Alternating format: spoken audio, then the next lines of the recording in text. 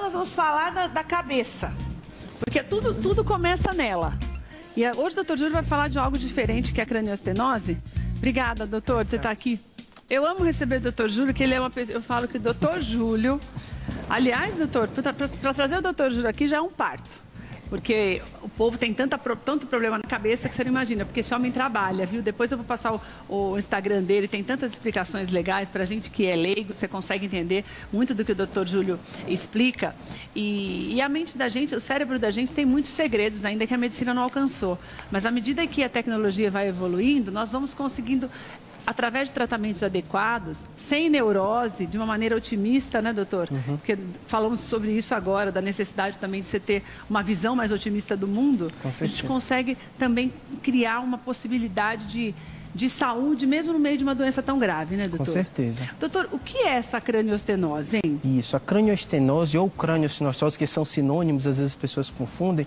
O que é? A gente nasce, é uma criança, né, uma doença da criança, que a gente nasce como se o crânio não tivesse todo fechado. Formado? Formado. Por isso que a gente fala da moleira, né? De forma leiga, as pessoas usam o termo moleira, tudo isso. O que são as moleiras? São as fontanelas. Fontanelas são o quê?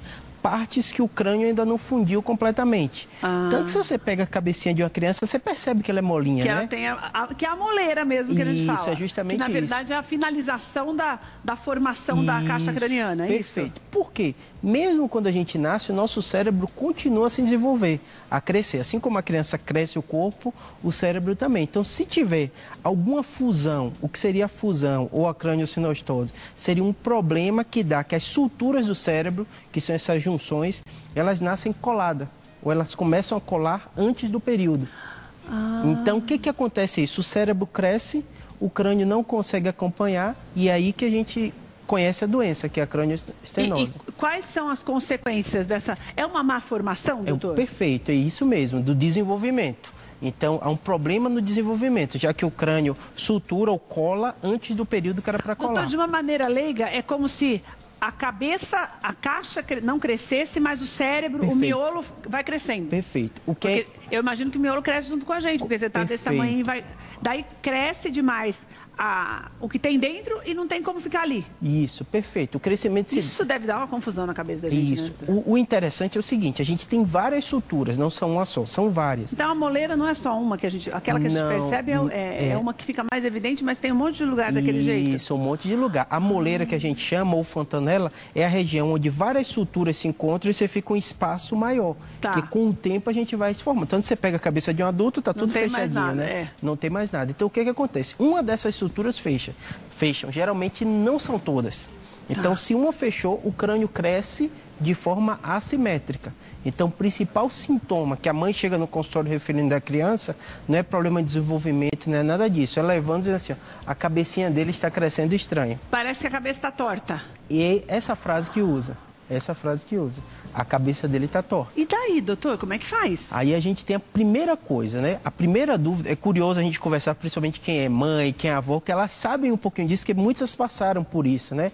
A primeira dúvida que eu, neurocirurgião, tenho, que os pais também têm, isso é posicional? Será que a mãe está colocando a criança numa posição que ela está ficando mais torta? Tipo, que fica pode mais acontecer? tempo de um jeito e pode... Isso. É igual quando a gente fala da orelha, né, doutor? Que a mãe colocava, antigamente, colocava a fita aqui atrás da orelha e ficava com a orelha de abano. Isso. Como se nosso corpo fosse adaptável dessa forma àquilo que a gente usa, né? Isso, perfeito. No crânio acontece isso. Ah, é? Porque como o crânio está crescendo e a criancinha, ela fica paradinha, muitas vezes, da forma que a mãe colocou, pode acontecer de ter uma coisa que a gente chama a doença que ela é posicional, ou plagiocefalia posicional.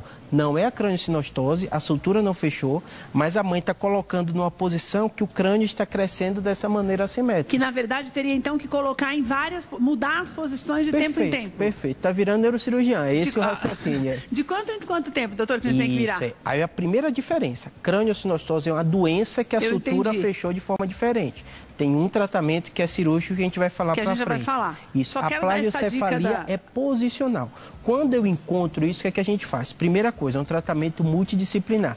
Então, a gente manda também para fisioterapia, porque ela começa a fazer um tratamento para fortalecer a musculatura e ensinar e ajudar a mãe na posição.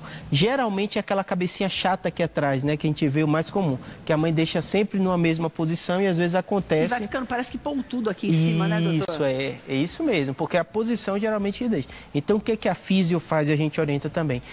Que a mãe tenha mudar a posição de tempo em tempo, colocar a criança de bruço também, porque isso faz fortalecer a musculatura. E fortalecendo a musculatura, às vezes sem nenhum tratamento específico, vai... Mas, doutor, esse tipo de problema, ele pode acarretar um distúrbio cerebral? Não. Essa não. Essa não. Só fica com a cabeça feia. Isso, a cabecinha feia, isso mesmo. Mas não vai dar um problema no raciocínio, por exemplo? Não vai dar um problema. Então, isso não é uma doença estrutural, é mais uma posição. E é algo que, se você mudar, conserta. Isso, perfeito. Agora, a craniostenose, não. Isso, a craniostenose. Se fechar antes, acontece o que eu falei? Vai ter no miolo demais para um espaço muito pequeno? Isso, é esse o raciocínio. Só para a gente falar em números, né? Primeiro lugar, é uma coisa que você vê as mães se preocupando, mas é uma doença rara. A cada 2.500 a 3.000 nascimentos, que uma criancinha tem a craniostenose. Então, é uma doença que ela não é comum, né? Tem que ter milhares de nascimentos para aparecer um caso. A plágio, ela é muito mais comum. Então, a maioria dos casos que eu vejo no consultório, que os outros colegas veem, é a mãe pensando, porque ela bota hoje com a internet, né? Ela bota cabeça mal formada, vai no Google, aí ela vê o cabecinha, porque a craniostenose é uma coisa que eu te falei, muito visual, né? A gente olha e suspeita. E vê a cabecinha igual ao do filho dela e dizendo um monte de doença que precisa tratar. É igual aqueles, eu falei esses dias, por causa do negócio daquele, tem alguns posts no Instagram que fala, tava com uma dor, fui ver no Google o que era, descobri que vou viver mais 6 horas. Mas é isso mesmo, né? Não pode, por isso que não pode, né, doutor? Eu falo assim, é um misto, né? É bom porque você se informa, né? Antigamente a gente ficava no escuro, né? Não sabia o que se tratava. Hoje na internet, se você filtrar bem, você consegue boas informações. E eles procuram um médico, né? Então vamos. Agora, é que você perguntou, o que acontece com a criança? Se a cabeça não cresce de forma simétrica e tem um fechamento de sutura, uma consequência grave muitas vezes é a estética. Quando a gente fala estética, dá uma ideia que é uma coisa banal, né? Mas assim, uma criança com a cabeça mal formada, isso causa problemas sociais de diversas ordens, principalmente se for uma coisa grave. Esse é um problema que acontece. Outros 2 problemas é muito discutido na literatura médica, que é a alteração cognitiva, que pode acontecer. Por que discutido? Porque uns acreditam que a craniostenose, ela muitas vezes vem junto com síndromes. Então, às vezes, a criancinha já tem uma alteração de desenvolvimento e também a craniostenose. Que agrava a situação. Que pode agravar a situação. E outra é a alteração, que acontece, aumento da pressão intracraniana. Que daí é um risco, né, doutor? É um risco. É por isso que nem toda craniostenose, ela tem comportamentos diferentes. Depende da gravidade, o quanto da sutura fechou. Mas daí, doutor, o tratamento é só cirúrgico? Só cirúrgico. Mas o que se faz numa cirurgia como essa? Isso. Primeira coisa que a gente faz, o exame, a gente chama tomografia tridimensional.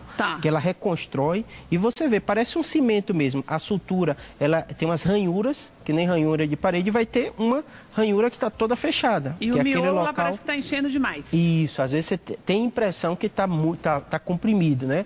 Como é que a gente faz? A gente pega essa região que a sutura está fechada e de forma cirúrgica a gente faz um procedimento para abrir aquela região.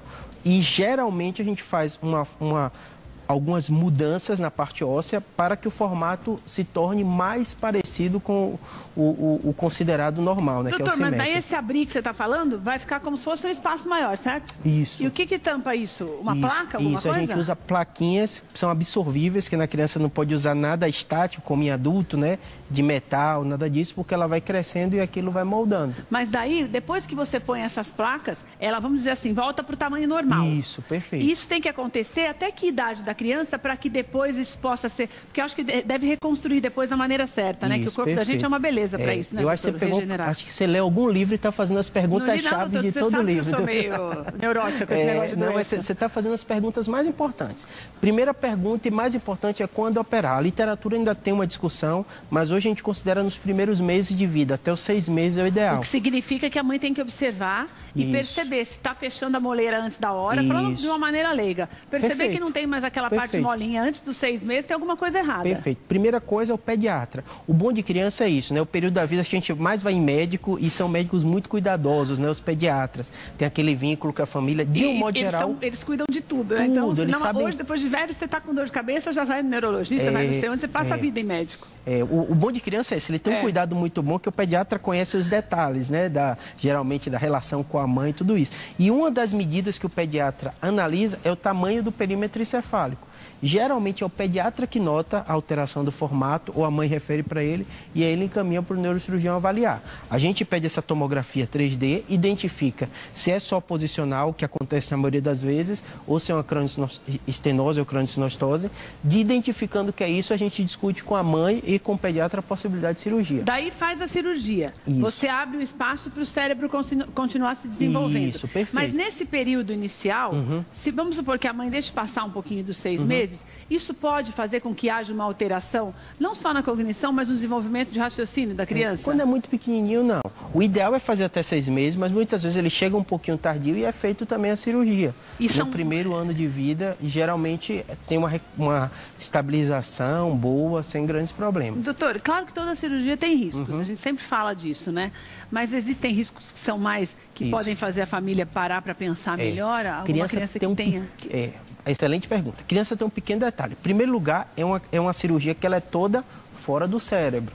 Então, a gente não mexe no cérebro, a gente vai mexer no osso. Certo. O problema é que a criança é muito pequena. Então, o maior risco que tem é a questão do sangramento. Para você ter ideia como é importante, na maioria das cirurgias, você já começa, antes de você fazer, às vezes, a incisão, já começa a dar sangue para essa criança. Porque você sabe que vai ter um sangramento, como a criancinha ela é muito pequenininha. Você tem que abrir uma faixa de pele grande e uma quantidade de osso também grande. A criança, muitas vezes, tem que tomar uma quantidade razoável de sangue na cirurgia. Então, assim, é uma cirurgia que ela não é uma cirurgia simples, é uma cirurgia delicada. Mas que é necessária se detectar o problema. Não tem remédio que faça abrir, não tem nada, né, doutor? Medicação. A discussão que se tem com o pediatra é, como é uma doença complexa e uma doença rara, discutir nesse caso específico, né? Qual vai ser o risco da parte cognitiva, qual vai ser o risco do aumento da pressão intracraniana, se essa criança tem outros sinais ou não, e discutir muitas vezes com o pai, que não é uma decisão fácil, a gente sabe disso. Doutor, eu vou até entrar numa outra questão que a gente nem ia falar sobre isso, mas é que eu me lembrei agora. Tem aquela outra doença que é o contrário, que a caixa craniana é muito maior. Isso, a hidrocefalia. Que é sempre hidrocefalia quando essa caixa craniana é maior? Na maioria das vezes, sim. Porque o que acontece? E por que essa criança ela tem problema? Se a caixa é maior e não está comprimindo o cérebro, por que essa criança é a mais predisposta a ter uma deficiência depois, doutor? Excelente pergunta, mas eu vou te explicar por que está assim comprimindo o cérebro. O que acontece? O líquor lá dentro, ele está se acumulando. A principal causa é a hidrocefalia. Então o líquor que começa... é o hidro, que é a água mesmo. Isso, é hidro de água. O líquor começa a acumular, esse líquor acumulado pressiona o cérebro e aí sim pressiona o osso. Ou seja, o cérebro fica pressionado entre o líquido que está lá dentro, o líquor, e o osso. Então a cabeça cresce porque tem isso que a gente falou, né? Tem as suturas, elas começam a sofrer pressão e começa a abrir. Então o cérebro está sofrendo. Mas daí, doutor, raciocina comigo. Se você tem a caixa menor e você abre para poder fazer essa emenda e o cérebro crescer direito, o contrário não pode fazer? Você não pode tirar esse líquido e fechar mais um pouco para poder desenvolver normal? Isso, é ótima pergunta. Quando a gente tira o líquor de um modo geral, óbvio que provavelmente o que você está imaginando é aquelas imagens que muitas vezes acontecem de crianças da África, né, com aqueles formatos de cérebro, de crânio gigantesco. Hoje é muito raro de acontecer aquilo. Eu estou imaginando naquelas do mosquito, que nasceu aquele monte lá no Nordeste. Isso, Quando a criança tem uma caixa craniana, aí o da Zika vírus, né? Isso é outra doença. O que é que o Zika vírus faz? O problema não é no crânio, é que o cérebro não se desenvolve e faz com que a criança tenha uma coisa que a gente chama microcefalia. Por que chama cefalia? Porque é o cérebro que está pequeno. E no caso da hidro, a água ocupou um espaço maior do que o cérebro. Isso. Na verdade, ela impediu de desenvolver? Isso. É porque, na verdade, eu estou entendendo o seu raciocínio. Você está dizendo assim, não, se o crânio está grande, por que isso vai dar problema? Mas o crânio está grande porque o cérebro sofreu a pressão. Entendeu? Então, esse cérebro, mesmo o crânio crescendo, ele está sofrendo a pressão. E daí ele não desenvolve como deveria? Não se desenvolve como deveria. E nesse caso não tem jeito? Se você tratar a tempo, de forma precoce, sim. Se você colocou a válvulazinha e tira esse líquido, esse cérebro não vai ter sofrimento. Doutor, esses casos, eles ainda... Tem muita coisa que é tratada na barriga da mãe. Eu estou tentando me lembrar uma cirurgia que eu vi, que eu fiquei muito impressionada até, de um bebê na barriga da mãe. Mas existem cirurgias neurológicas que é possível fazer isso? Existem. Obviamente que são pouquíssimos centros que fazem, no mundo e no Brasil também. Mas tem neurocirurgiões que se especializam em neurocirurgia fetal. Então, eles usando, junto com o obstetra, eles podem usar uma câmara e fazer uma cirurgia. Óbvio que é uma discussão grande. A literatura médica e neurocirúrgica ainda está avançando. Porque, número 1, tem um risco de perder o bebê, né, de uma cirurgia, né? Além de perder o bebê. De perder o bebê. Tem as vantagens que a gente já vê que quanto mais novinho você faz, a cicatrização ocorre de forma melhor, né? E muitas vezes não tem consequência daquela doença. O nome da doença que com certeza a gente já faz no feto, né? É a mielocele, que é a medula não se fecha completamente, fica uma parte aberta e faz essa cirurgia com uso de endoscópio. E se nascer assim, o que acontece? Aí, às vezes, você tem que operar. Hoje em dia, a grande maioria dos serviços, nasce a criança, a gente opera assim que nasceu a criança. Porque ela já está maiorzinha. Já é possível detectar com tranquilidade também. Com ultrassom, na verdade, a mãe já sabe, né? Durante a gestação, ela já sabe. Aí vai fazer a decisão, né? Vai fazer intraútero ou vai fazer depois de nascimento, né? Doutor, o que eu acho importante, você falou uma coisa que eu acho muito importante, até para a gente encerrar. Por isso é que é importante a visita... Praticamente, é mensal a visita ao pediatra? Você que está em casa precisa prestar atenção nisso, porque às vezes você fala, mas eu não tenho nem convênio, não, porque os postos de saúde também já tem aquela carteirinha lá que vai carimbando toda hora que você volta, não é, doutor? É perfeito.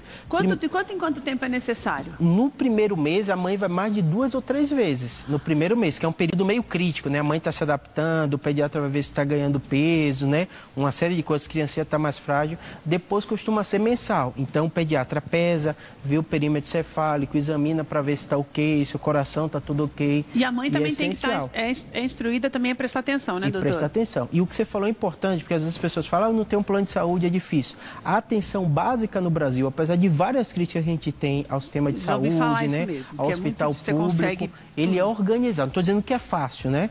Óbvio que, mas ele é bem organizado. Dizem que é difícil a primeira. Isso. Depois que a primeira demora, depois você marca a primeira, daí você já faz a sua ficha lá e pronto, né, doutor? Perfeito. Você não pode desistir de ter um tratamento adequado, né? E 90% das vezes o que ele vai ver, a gente está falando de doenças, como a gente falou, né, raríssimas, né? Então, o médico do posto, o pediatra, o médico da família vai conseguir fazer esse acompanhamento bem, porque muitas vezes são muitas orientações que ele tem que dar. E vai identificar uma ou outra criança que tem essas anormalidades. E é por isso que você não pode deixar de levar o seu filho ao pediatra, você que acabou de ter bebê. Bom, o pediatra vai mandar você voltar mesmo, você já coloca, já anota, né, doutor? Com certeza. Doutor, que alegria te receber. Bom. Doutor Júlio sempre dá uma aula pra gente. Eu quero que você entre no site do Dr. Júlio, que é neurocirurgiabr.com. E também tem o Instagram dele, que o Instagram dele, eu te falei, é recheado de informações. Que ao invés de você entrar no Google, é melhor você entrar no Instagram dele para você ficar menos doido, né, doutor? O doutor desmistifica total. E no YouTube a gente tem o mesmo Neurocirurgia BR também. No YouTube Neurocirurgia BR tem o WhatsApp também, que eu já vou passar para você, que é qual que é o número, doutor, do WhatsApp? 99503 8838, certo? Isso, doutor, certinho. obrigada. Tá uma bom. alegria Tchau, te tchau. receber. Obrigado.